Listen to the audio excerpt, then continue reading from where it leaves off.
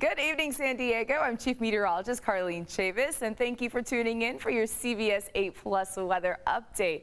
Today, absolutely gorgeous. We had the sun shining. We had a few high clouds out there around sunset time, but a gorgeous day nonetheless. Now, we're going to keep these beautiful days around, but a little bit of a change up in that forecast when you're talking about some stronger winds. Those are set to roll in as we hit tonight through tomorrow. The peak looked to be tomorrow morning and afternoon as we are talking about stronger Santa Ana winds, especially compared to the wind event that we had just on Monday, where we had those gusts that were picking up into the 30s and 40s, but this one looks to be a lot stronger than that. Also talking about mild temperatures, plenty of sunshine sticking around at least through about Saturday. Then we start to change things up a little bit more in the forecast, especially on Monday through about Tuesday morning. That's when the heaviest is expected, and that's when we're talking about rain and mountain snow being possible, but we could start to see some of that activity as early as Sunday night.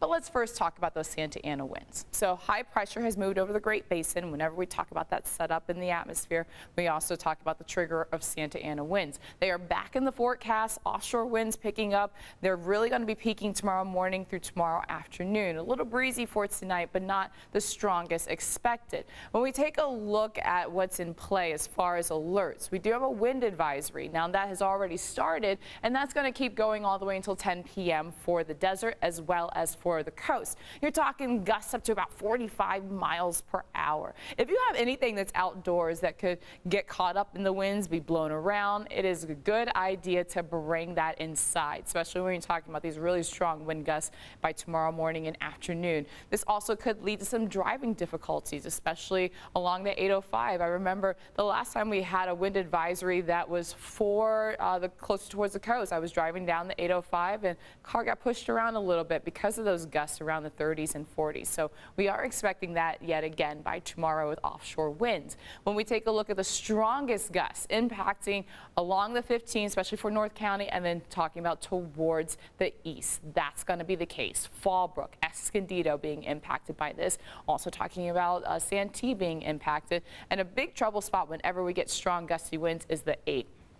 The 8 will have impact, so you really have to be careful. You'll probably see some semis pulled over to the side of the road if you're going to be on the 8, because we're talking gusts up to about 65, 75 miles per hour in spots, but 65 miles per hour for everything that you see highlighted in more of this gold shade. So that's going to go into effect. It's in effect now, and it's going to go all the way until tomorrow night at 10 p.m. So down trees, power lines being an issue as well because of these stronger gusts. When we set the clock in motion, those strong gusts start to roll in by tomorrow morning, and around 8:30 in the morning you're looking at wind gusts into the 30s as well as the 40s west of the mountains. 43 miles per hour for Alpine. Escondido in the 20s, the same for El Cajon, but you have 32 miles per hour for Fallbrook. You're seeing a lot of deep purples picking up, and that's with gusts along the foothills into the 50s, and even 63 miles per hour for Pine Valley. We start to have them picking up even more. Notice the numbers closer towards the coast. This could even impact, especially with golfers that are going to be there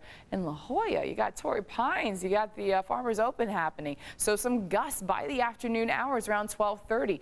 Gusts into the 30s for La Jolla. Also seeing that across Del Mar, seeing that for downtown at the airport, 36 miles per hour. The same for El Cajon, and then when you trace it back closer towards the mountains, you're seeing higher values. 65 miles per hour for Julian, 71 miles per hour. That's what our in-house model is suggesting for Pine Valley around 12:30 for tomorrow afternoon. So every portion of our county will be impacted by these winds, but it just looks to be strongest across inland areas, seeing that across inland valleys as well as for the mountains. It calms down a little bit more west of the mountains by about 9 p.m. tomorrow night, and then you're still seeing those deeper shades of purple across the mountains. That will be the case by 9 p.m., and then everyone calms down.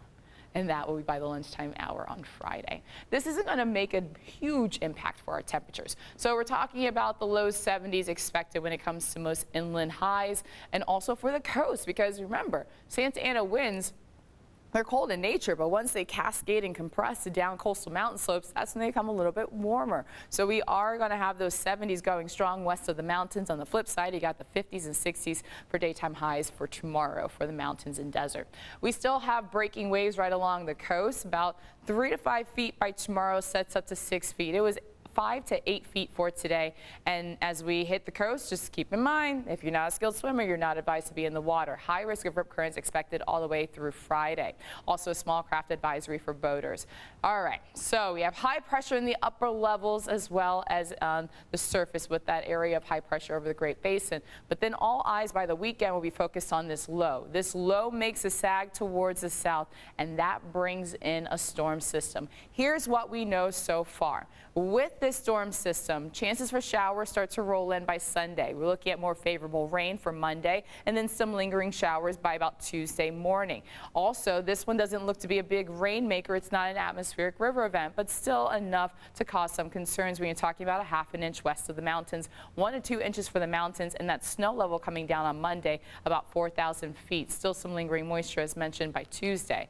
When we're talking about snowfall totals, mentioning some of the highest totals that we've seen so far this winter expected. So here's the thing. This is subject to change. I always say that when it comes to snowfall and rainfall totals, but this is what the in-house model is going with as of tonight, potentially up to about 1 foot of snow. And that would be for Palomar Mountain, snow level coming down to about 4,000 feet, about 6 to 8 inches for Mount Laguna. Julian, I think Julian can see a little bit more than 2 inches, but we will continue to monitor those models over the next few days. Your 8-day microclimate forecast has cool temperatures sticking around. With that storm system rolling through, then we start to rebound a little bit more by the middle of next week.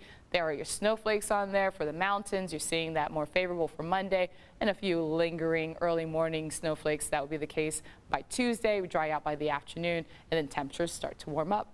Thanks for tuning in.